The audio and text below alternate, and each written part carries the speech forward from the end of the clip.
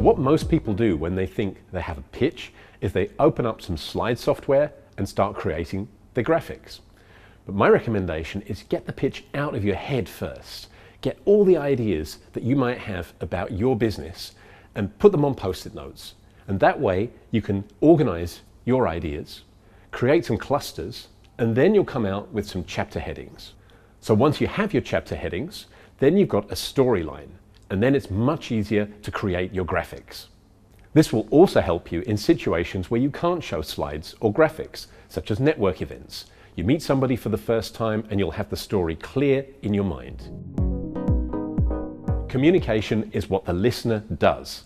It's not always about the story that I want to tell, but you want your audience to take action. So how can you get an investor to do what you really want him to do? Well, first, think about who that person is. Do your research. Find out what drives that investor. Is it purely money? Is it sustainability? Are there some other elements that they're interested in? And make sure you connect with the investor as a person. Show who you are and what you stand for. They really want to see your passion for what you're working on. And at the end of the pitch or the conversation, you want to find out if there's a match between you and the investor and what the next step might be. A lot of pitches go wrong right at the very beginning, where people start weakly and don't get into the story. They start kind of, yeah, thanks for the opportunity and I really appreciate, and so on. Be a professional. Have a plan from the very first second of what you will say. And that might be about your business, might be about your personal story, but whatever it is, have a concrete first and second sentence that you will say.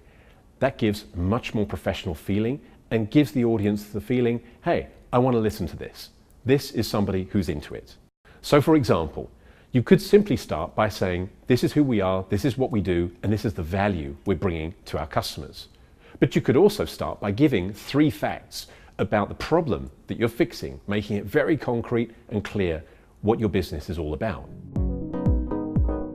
You want to tell everything about your business, but as humans, we're just not programmed to process detail.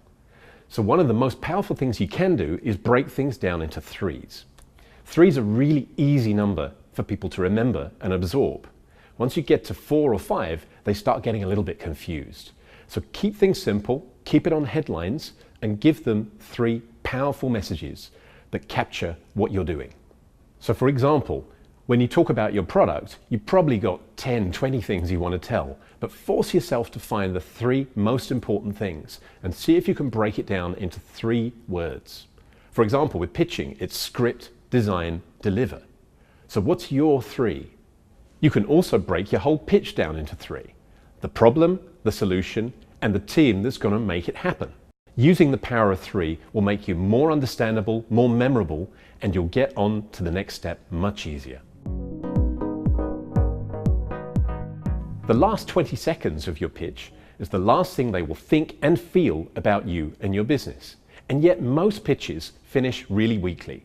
Well, that was it. And any questions? And my advice is have a plan exactly for the last 20 seconds, as well as the opening.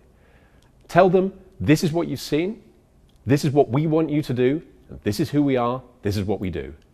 And finally, finish with thank you, so they know they can clap. Well, there's one thing that you can do to manage your nerves, and that's learn the first 60 seconds. When you stand up there, it's a pretty scary moment. Your body and your instinct tell you that you're under attack. But if you can deliver the first 60 seconds of your pitch successfully, you tell your body and your instinct, we're in control. Things are going well. We're not under attack. And that calms everything down. It reconnects your brain and you get into your flow. The first 60 seconds is the platform for a successful pitch. One of the best ways to stand out with your pitch is to show what you really feel. Think about what makes you smile when you talk about your business. What makes other people smile? What do you think is the coolest thing about what you're doing? When you start sharing those things, that comes from your heart, not from your head. And people will feel your passion. They will feel a different energy when you talk really from inside you. Find out how long you've got for your pitch. It might seem obvious, but a lot of people don't do this. So stick to the time, and that will mark you as a pro.